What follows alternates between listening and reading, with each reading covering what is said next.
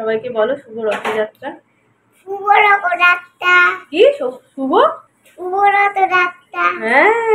Hello everyone, good morning, welcome back to the channel. আশা করব সবাই ভালো আছো, সুস্থ আছো।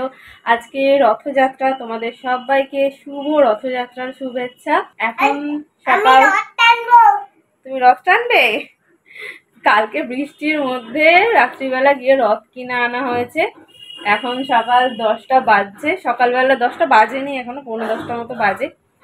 আর সৌমর রেডি হচ্ছে, স্নান করছিল, ও বেরোবে। সৌমদের আজকে অফিস ছুটি থাকে না, ও অফিস যাবে। একটু টিফিন করে দিলাম, খেয়ে নে। সৌমর জন্য একটু ম্যাগি করেছি, আমাকেও একটু ম্যাগি দাও। তো ওকেও একটুখানি দিয়েছি, ওই যে ছড়িয়ে রেখে দিয়েছে দেখো। তো চলো একটু রান্না করব, তারপরে স্নান টান করবো, রথে একটু পুজো দেবো। কি ঠাকুর আবার কে বানায়?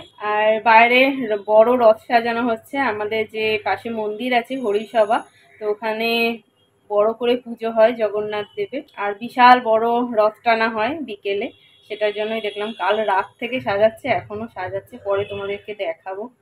তো চলো ব্লগটাকে সকাল থেকে স্টার্ট করছি, তোমরা চেক করতে থাকো। খেলো না এটা? কুটুসের শরীর আগের থেকে অনেকটাই ভালো আছে, কিন্তু একদমই কিছু খেতে চাইছে না, মুখে মনে হয় টেস্ট নেই, যেহেতু এত জ্বর হয়েছিল। ভাবলাম এখন ম্যাগিটা চাইছে, একটুখানি দিয়ে যদি খায়, তাও খায়।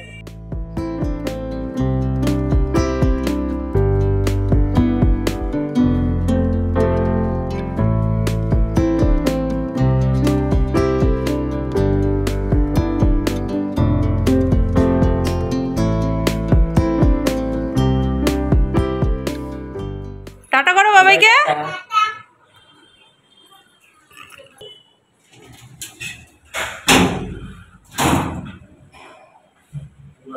তুই এখানে বসে আছিস, বৃষ্টির মধ্যে ভিজছিস না তো? বৃষ্টি ছাট আসছে না তো সোনাই? এখানে বসে আছিস, কি দেখছিস? বৃষ্টি দেখছো? ও গাড়ির ওয়াইপার নড়ছে, সেটা দেখার জন্য এখানে অ্যাকচুয়ালি বসেছে, তাই তো?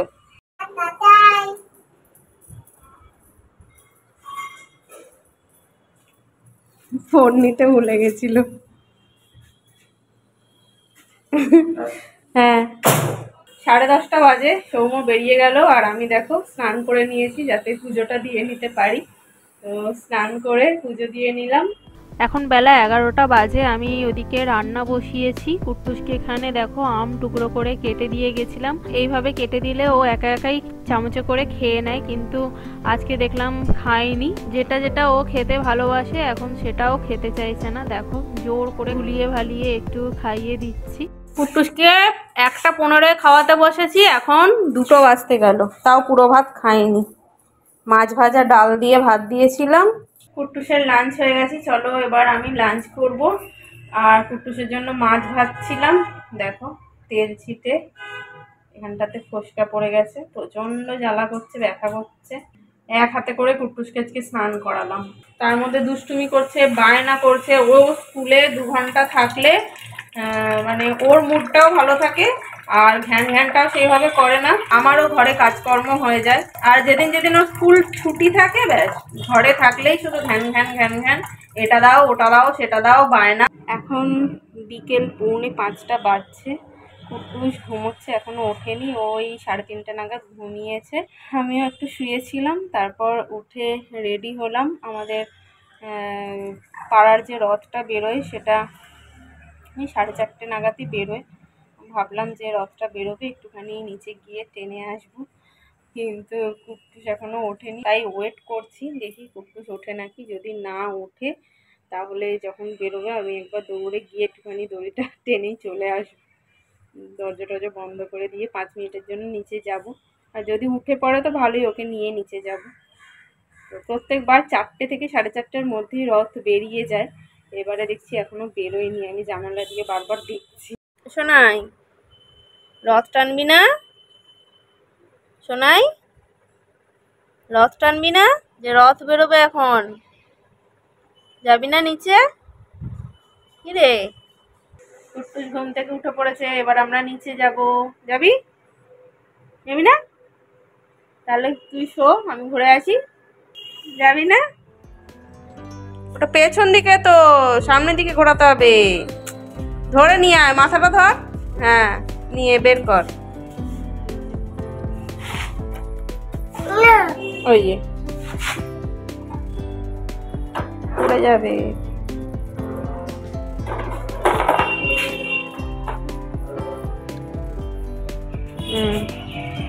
দড়িটাকে জড়িয়েছিস, দড়িটা ছাড়লে তো গুটিয়ে যাবে। টানো।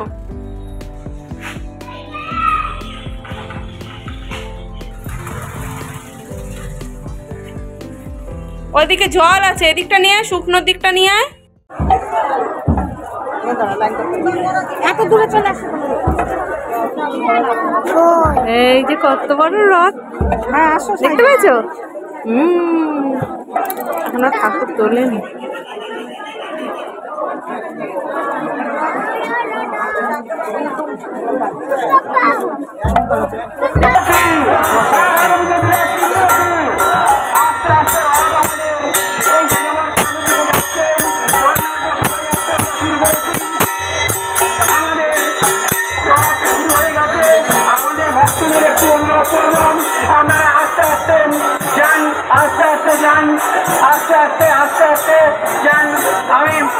দেখো রথ টেনে রথের চাকা খুলে ঘরে নিয়ে আসছে। এত জোরে টানছে রথ উল্টে পড়ে যাচ্ছে। এই যে চাকাটা গেছে খুলে। কয়েকজন কুট্টুসের রথ টেনেছে, কুট্টুসকে টাকা দিয়েছে রথে। চলো হাত পা ধুয়ে তারপর দুধ খাবে। ওই যে একটা দিদুন, একটা আন্টি, একটা ঠাম্মি। দেখো সবাই কুট্টুস খেতে বসে কেমন করে, খালি দেখো। একটু কদিন শরীরটা ঠিক ছিল, আর 2-3 দিন জ্বরে আবার শরীরটা খারাপ হয়ে গেছে। কি অবস্থা বলো? বাবাই খাইয়ে দিচ্ছে আজকে, কুট্টুসকে বাবাই খাইয়ে দিচ্ছে। বলো ওরম করছো কেন? খেতে বসে এরম করতে নেই। কি সুন্দর আমি ভাত দিয়েছি, মাছ দিয়েছি, তরকারি দিয়েছি। এখন রাত 10টা বাজছে। কুট্টুসকে সৌম্য খাইয়ে দিচ্ছে। জ্যামে ফেসে গেছিল, আমি ফোন করছিলাম, তারপরে মনে হয় ওই 8টা 10 নাগাদ বাড়ি ঢুকলো। আমি রান্না করলাম সকালবেলা, আজকে বেশি কিছু রান্না করিনি। প্রত্যেক বছর আমিও খিচুড়ি করি, তরকারি করি, তো ভেবেছিলাম আজকে খিচুড়ি তরকারি করব। আর সৌম্য যেহেতু আজকে বাড়িতে ছিল না, ওই জন্য ওকে ফোন করে বিকেলবেলা জিজ্ঞাসা করলাম রাত্রে খিচুড়ি খাবে না ভাত খাবে। বললো ভাত খাবে, তাহলে মাছের ঝোল ভাতই করে দিই। আর কুট্টুসের শরীরটা আজকে যেন বেশি চোখে লাগছে, 2-3 দিন ভালো করে খাচ্ছে না, যার জন্য যেন খুব খারাপ হয়ে গেছে। কদিন একটু ভালো থাকে, বেশ ভালো ছিল, ঠিকঠাক খাচ্ছিল। যেই না আমি ভাবছি যে এবার একটু ঠিক আছে, ব্যাস তার 2 দিন পর থেকেই শরীর খারাপ। এটা আমি সবসময় খেয়াল করে দেখেছি যে যখনই আমি এটা ভাবি মনটা আমার ভালো লাগছে, ঠিকঠাক করে খাওয়া দাওয়া করছে, তার কদিন তার 1-2 দিন পর থেকেই দেখি কুট্টুসের শরীর খারাপ হয়ে যায়। আর শরীর খারাপ হলেই তো একদম খেতে চায় না, মনে হয় যেন খুবই রোগা লাগছে। তো ডাক্তারকেও এর আগের দিন বলছিলাম কুট্টুসের সেই 10 কেজিতেই আটকে থাকে। কখনো যদি একটু 10.5-11 কেজি যায়, তারপরে আবার শরীর খারাপ হয়, আবার সেই 10 কেজিতে এসে ঠিক আছে। তো রামলাল বাজারে যে ডাক্তারকে দেখাই, উনি বলছিলেন যে 10টা হচ্ছে এমন একটা সংখ্যা, 10-এ এলেই ব্যাস ওখানে আটকে যাবে, অনেকদিন ওখানে আটকে থাকবে। সোনার দাম, হ্যাঁ, মানে সোনার যখন ভরি হয়েছিল 10,000 টাকা, সেই 10,000-এ কিন্তু অনেক, 10-এ কিন্তু অনেক দিন আটকে ছিল। তো 10টা হচ্ছে এমন সংখ্যা, ওখানে গেলেই আটকে যাবে। আগের দিনকে ওর শরীর খারাপ ছিল, তার সাথে রুটিন চেক আপও হলো।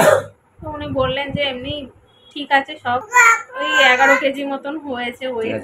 ডাক্তারবাবু বলেন যে, ম্যামও বলেন যে ঠিক আছে, কোনো চিন্তার কিচ্ছু নেই, ওয়েট একদম ঠিক আছে, এই বয়সে এরকমই হয়।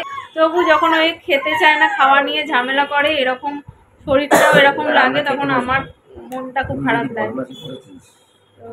2 দিন একটু রুটিন, মানে খাওয়ার রুটিনটাও এদিক ওদিক হয়ে গেছে, যেহেতু শরীরটা খারাপ ছিল। আবার ঠিকঠাকভাবে কদিন খাওয়াতে হবে। 11:15 বাজে। কটা বাজে সবাইকে বলো? 11:15 বাজে। আমি আর মা শুয়ে পড়েছি, কিন্তু আমি এখনো ঘুমোইনি। কালকে ছুটি, পরশু ছুটি, আবার সোমবার স্কুল। এই জন্যই কালকে আমি ওকে স্কুলে পাঠিয়েছিলাম। স্কুলে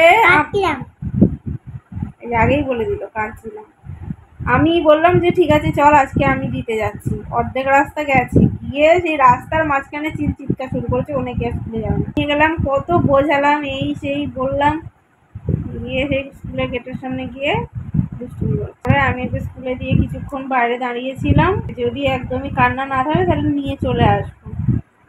তারপরে কিছুক্ষণ পরে দেখলাম আন্টিটা সব কোলে টোলে নিচ্ছিল, তারপর কান্না থামলো। কোন আন্টিটা করে দিচ্ছিল? ওই আন্টিটার নাম জানি না বাবা, শাড়ি পরেছিল যে আন্টিটা। তারপরে 12:30টায় আবার আনতে গেছি, গিয়ে দেখি আন্টি বড় রথ সাজিয়ে রথ বের করেছে, ওদেরকে দিয়ে টানাবে। যেই না সবাইকে বের করেছে পুরো হুড়মুড়িয়ে বৃষ্টি চলে এসছে। তারপরে সব বাচ্চাগুলো পিচ্ছিল বলে আবার সব স্কুলে ঢুকিয়ে দিল। 15 মিনিট পরে তারপর ভিতরে রথটা নিয়েছে না রে বাবা, স্কুলের ভেতরে। তারপরে মিষ্টি দিয়েছে সবাইকে। তুমি মানডে স্কুলে গিয়ে আর কাঁদবে না তো? বলো বলো আর কাঁদবো না। সবাইকে বলে দাও না আমি আর কাঁদবো না। কে শুয়ে আছে এই পাশে? হ্যাঁ বলো বাবাই, বলো বাবাই শুয়ে আছে বলো। চলো আজকে ব্লগটাকে এখানে এন্ড করছি। তোমাদের সাথে নেক্সট ভিডিওতে দেখা হচ্ছে। আজকের মতন এখানে tata, good night. Good night করো, টাটা, গুড নাইট।